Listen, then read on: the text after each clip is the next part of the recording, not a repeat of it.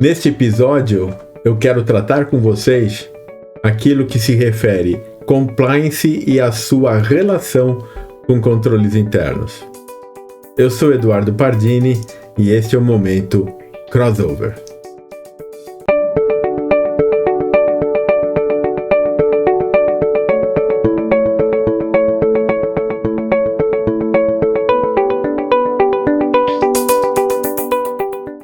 Para que nós possamos tratar compliance à luz de controles internos, nós precisamos relembrar alguns conceitos que são bem importantes em toda essa consideração. Primeiro que compliance não é uma novidade. Ele sempre esteve presente no ambiente corporativo. Na realidade, pessoal, compliance, ele nasce lá no final dos anos 30, começo dos anos 40, quando chegam as primeiras agências reguladoras lá nos Estados Unidos. Então, compliance sempre esteve presente. Se nós lembrarmos, lá no ano de 92, na primeira estrutura do COSO Controles Internos, já tinha lá um dos objetivos que era tratando de compliance, conformidade com leis e regulamentos. Então ele não é nenhuma novidade, ele faz parte do ambiente corporativo. Logicamente, quanto mais regulamentado é o setor onde a empresa opera, mais é o cuidado que ela tem que ter com esse termo compliance, com esse tema compliance. E compliance é muito mais abrangente do que falar somente de integridade. A Lei 12.846, que é a lei anticorrupção, ela vem trazer essa visão de integridade, de ter todo um arcabouço para que nós possamos prevenir a empresa, para que nós possamos trabalhar toda essa visão de integridade, principalmente em relação à anticorrupção. E a gente entende que compliance passa a ter aí uma vida diferente no mundo corporativo depois dessa lei. Mas compliance é muito mais do que isso. Compliance ele vai além daquilo que é integridade. Compliance é uma atitude. E a gente pode dizer que compliance é a atitude de realizar, executar, decidir e fazer entregas em conformidade com os requisitos da lei e regulamentos, como está aí no nosso slide. Isso é compliance. Compliance é atitude. É a atitude que todos dentro de uma corporação devem ter de relacionar as suas atividades em conformidade com os requisitos legais, com os requisitos regulamentares, né? As leis da nação, as leis do estado, as leis do município e as leis do órgão regulador. Então, compliance está envolvido justamente com leis e normas externas à organização. Então, isso é compliance. E nós podemos dizer o seguinte: se nós temos esse objetivo de que tudo seja realizado em conformidade legal, nós temos risco. O risco está relacionado intimamente com esse objetivo. Então, aí nós temos os riscos que podemos chamar de riscos de compliance. Riscos de nós não realizarmos, nós não executarmos, nós não decidirmos e nós não entregarmos dentro daquilo que é requisito legal. E se ele é um risco, ele precisa ser gerenciado como qualquer outro risco. Como qualquer outro risco. Uma das diferenças que nós temos em relação a outros riscos da organização é que o apetite a risco para compliance é zero. Ou melhor, o apetite a risco para um risco de compliance é zero. Nós não podemos entender que uma empresa que preza pela ética possa ter algum apetite a risco de fazer algo fora da conformidade legal. Aí vocês poderiam dizer o seguinte: mas vai acontecer. Sim, lógico que vai acontecer algumas coisas, alguns atos, algumas decisões que podem não estar em conformidade legal. Mas quando eu não tenho apetite para isso, a minha ação tem que ser imediata. A minha ação tem que ser efetiva para que eu possa corrigir e, ao mesmo tempo, eu possa prevenir que de novas ocorrências desse fato. Então, ele é um risco como qualquer outro e ele passa a ser gerenciado desta forma. Podemos dizer, então, o seguinte, pessoal, que esse objetivo de compliance, ele vai ter um risco. E o risco, o que é? É a negativa do objetivo. Se eu tenho ali um objetivo que é realizar tudo em conformidade legal, eu tenho o risco de não realizar tudo em conformidade legal. Simples assim. Não precisamos criar nenhum grande tratado sobre isso. Risco de compliance está relacionado ao meu objetivo de fazer e executar as atividades em conformidade com os requisitos legais. Agora, a partir do momento em que nós compreendemos que esse é o risco, o que nos interessa é conhecer os fatores de risco, as causas do risco. Vocês sabem por quê? Porque o que nós tratamos não é o risco propriamente dito. O que nós tratamos são as suas causas. Aquilo que motiva a materialização do risco. E é isso que nós precisamos trabalhar. Eu preciso conhecer muito mais os fatores de risco, que é o que nos interessa. Então, nós poderíamos dizer que eu tenho N fatores de riscos que envolvem a materialização do risco de eu estar fora da conformidade legal.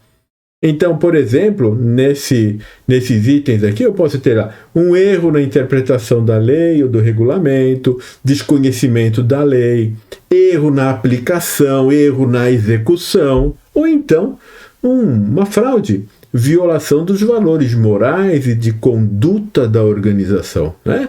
Então, esses são fatores de riscos e, logicamente, que aqui está simplesmente direcionado para uma atividade didática. Cada risco tem que ser muito bem analisado em relação às suas causas, para que nós possamos fazer o tratamento. A partir do momento que nós conhecemos os fatores de risco, nós podemos avaliar os fatores de risco, não é? Só lembrando, pessoal, gestão de risco, eu identifico, com base nos objetivos, eu identifico o risco e o fator de risco, o risco e sua causa, avalio esses fatores de risco em relação matricial, probabilidade e impacto, né? Probabilidade, frequência de ocorrência, e se ocorrer, qual é o impacto que ele traz para a organização. E a partir do momento em que nós conhecemos esse risco bruto, nós podemos trabalhar na sua resposta, no seu tratamento. Nós só podemos idealizar, definir o tratamento adequado a partir do momento em que nós conhecemos a magnitude desse risco. Mas eu preciso então agora comparar com o meu apetite a risco? Não precisa, neste caso não, pessoal, porque o apetite a risco é zero. Não importa aqui a magnitude do risco em relação ao apetite a risco. Se eu tenho risco, eu preciso tratar. O que nós vamos fazer? Quando o risco tem uma magnitude muito mais alta, eu vou ter um tratamento mais robusto. Quando eu tenho uma magnitude mais baixa, meu tratamento também vai ser menos robusto. É uma questão de princípio de custo e benefício, né? Dentro desse processo como um todo. Então, nós fazemos a avaliação, a partir do momento em que nós avaliamos, nós tratamos. E aí o tratamento, nós sabemos que existem 4 formas de tratar, mas eu vou tratar com vocês aqui especificamente a forma de mitigação. Por quê? Mitigação de um fator de risco de compliance, ele vai tratar especificamente do controle interno, né? Então, eu preciso trabalhar, eu preciso ter um sistema de controles internos. Não é um controle interno, é ter o sistema de controles internos para que eu possa mitigar os riscos envolvidos que eu posso chamar de riscos de compliance. Então, agora nós sabemos que o sistema de controles internos é aquele arcabouço que nós necessitamos dentro da organização que funcione de forma efetiva para que eu possa mitigar os riscos de compliance. E quando nós falamos de sistema de controles internos, nós precisamos lembrar que o sistema é uma hierarquia. É uma hierarquia com 3 níveis básicos. Primeiro nível, ambiente de controle. Quem é o responsável pelo ambiente de controle? É a alta gestão. Quem é essa alta gestão? Conselho e gestão executiva. Então, gestão de governança, conselho, que tem a responsabilidade pela supervisão e o direcionamento das melhores práticas. E eu tenho a gestão executiva, presidente e os seus diretos, que tem a responsabilidade de liderar todos esses requisitos de boas práticas para dentro da organização. Essas são as responsabilidades dessa alta gestão. E o que nós teremos aqui? Basicamente, soft controls. É aqui onde nós vamos definir uma política de compliance. É aqui onde nós vamos definir um programa de integridade, incluindo com código de conduta. É aqui que nós vamos trabalhar o desenvolvimento das competências que são necessárias para a atividade como um todo. É aqui onde nós trabalhamos segregação de função, trazendo a responsabilidade e autoridade de cada um dentro da organização. É aqui que nós fazemos todo o processo de supervisão do meio ambiente, do ambiente interno da organização, do ecossistema dessa organização, e também nós fazemos um monitoramento. Um monitoramento para saber se toda essa atividade está sendo realmente realizada da forma como foi comunicada, da forma como foi informada. Então, esse é o ambiente de controle.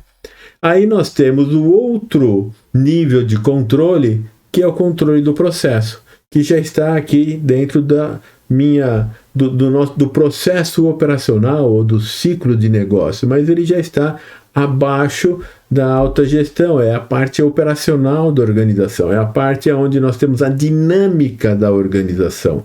Quem é responsável por todo este nível de controle de processo? É a gestão média, é o gestor responsável por aquela atividade, é o gestor responsável pelo processo, pelo departamento, é ele a pessoa que precisa coordenar tudo isso. Não é? Isso é responsabilidade dele. Lembre-se, aqui nós estamos falando de primeira linha de gestão.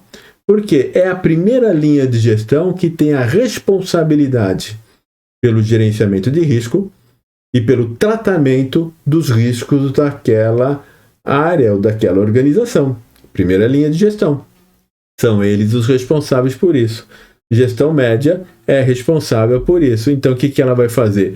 Ela vai promover aquele ambiente de controle, aquele ambiente interno que foi tratado lá na alta gestão. Ele vai trazer este ambiente interno para dentro da sua área, para dentro daquele processo. Então, ele vai definir procedimentos, aonde esses procedimentos vão complementar as políticas, dizendo como é que nós vamos cumprir com aquilo que a política pede dentro de todos esses processos operacionais. Então, nós criamos o procedimento, nós definimos as tarefas, nós monitoramos esse processo. É o gestor que faz isso. É o monitoramento contínuo do desempenho do processo. É ele que vai identificar quais são os riscos que existem dentro do processo, inclusive o risco de compliance. E ele que vai tratar de como é que eu vou desenvolver as definições, como é que eu vou desenvolver os controles que vão mitigar esses riscos que estão dentro do processo do qual ele é responsável. Ele vai fazer toda a revisão de atividade junto com esse monitoramento. Ele vai aprovar as entregas do processo. Isso é o controle de processo. Então, um exemplo, na hora que o gestor responsável pela folha de pagamento aprova a folha de pagamento, ele está dizendo que a folha de pagamento foi elaborada dentro daquilo que são os requisitos de integridade, os requisitos de conformidade legal e os requisitos de qualidade de gestão. Então é isso que ele está dizendo lá, que aquela folha de pagamento está certa, que aquela folha de pagamento representa o valor justo a ser pago para os colaboradores, dentro de todos os requisitos legais. Então ele está dando ali o sign-off de que está tudo certo. Então isso é responsabilidade do gestor. E depois nós temos um outro nível, que é o controle de transação. É o nível mais analítico do sistema de controles internos e, com certeza, é onde nós temos a maior quantidade de hard controls, a maior quantidade de controles, não é? Então eu tenho aqui o staff, a equipe, aqueles que executam, aonde eles vão fazer o cumprimento dos procedimentos que foram definidos. Execução das atividades de controle, como uma verificação, uma conferência, um recálculo, as aprovações que existem dentro desse processo, eles vão executar aquilo que foi definido no procedimento para aquela atividade. Então nós temos aqui os 3 níveis de controle que estão especificamente definidos para mitigar os riscos de conformidade legal, os riscos de compliance. Então, sistema de controles, ele está intimamente relacionado com a capacidade da organização em fazer esta mitigação dos riscos, na realidade, dos fatores de risco. Então, pensem nisso, entendam que se vocês tiverem um bom sistema de controles internos efetivo dentro desses 3 níveis, que é específico para o sistema de controles internos, que nós chamamos de hierarquia de controle, vocês estarão trabalhando em todo o formato ou em toda a corporação para que nós possamos ter, então, uma boa gestão da conformidade ou das atividades que estão relacionadas com a conformidade legal.